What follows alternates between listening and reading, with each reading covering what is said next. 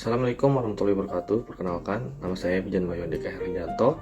Saya mahasiswa dari Telkom University, Prodi Ilmu Komunikasi dan Bisnis, kelas KM 4401. Pada video kali ini saya akan menjelaskan skill-skill literasi oleh Jenkins tahun 2009. Yang pertama ada play.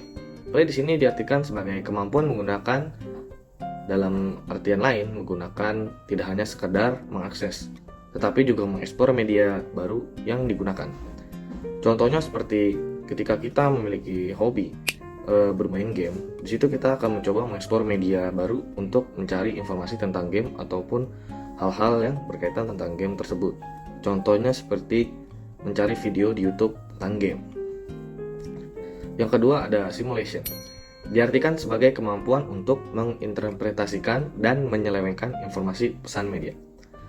Simulation seperti namanya, yaitu simulasi, memiliki artian bahwa orang tuh dapat melakukan simulasi atas sesuatu yang terjadi.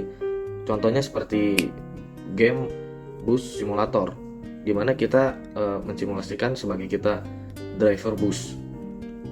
Yang ketiga ada performance. Performance merupakan kemampuan untuk bermain peran atau mengadopsi alternatif identitas dalam tujuan improvisasi dan penjelajahan mempelajari sesuatu. Contohnya adalah ketika kita mencoba melihat banyak orang yang mengalterasi identitasnya menjadi seperti karakter di film ataupun di kartun. Contohnya seperti cosplay ataupun pemakaian busana yang dimiliki oleh seorang tokoh fiksi maupun nyata. Yang keempat ada appropriation. Diartikan sebagai sebuah proses di mana manusia mengambil sebagian budaya dan menyatukannya dengan berbagai konten media. Contohnya kita bisa dilihat di sini bahwa iklan Wonderful Indonesia. Iklan Wonderful Indonesia itu mengambil banyak hal dari budaya-budaya lain yang disatukan menjadi suatu media, yaitu berupa video yang menunjukkan keindahan-keindahan budaya dari Indonesia. Yang selanjutnya ada multitasking. Multitasking adalah kemampuan memindai lingkungan dan mengalihkan fokus ke detail-detail elemen pesan. Contohnya, seperti namanya multitasking, kita bisa melakukan hal yang satu dengan hal yang lainnya. Seperti ketika kita sedang mengerjakan tugas, kita bisa sambil mendengarkan musik melalui aplikasi media musik, contohnya seperti Spotify. Yang selanjutnya adalah distributed cognition. Adalah kemampuan berinteraksi dengan penuh makna dengan peralatan dalam atau media baru yang memperluas kapasitas pengetahuan manusia. Contohnya di sini seperti kita mendapatkan kesadaran bahwa seperti berita yang baru saja kemarin ada ahli yang berbicara di media TV bahwa Indonesia ini berpotensi terjadinya gempa besar, bahwa kita sebagai masyarakat harus tetap awas dan harus tetap up to date dengan hal-hal yang akan terjadi untuk meminimalisir kemungkinan-kemungkinan yang tidak diinginkan. Dan selanjutnya adalah collective intelligence. Collective adalah kemampuan untuk menyatukan pengetahuan dan membandingkan dengan pendapat orang lain menuju tujuan bersama.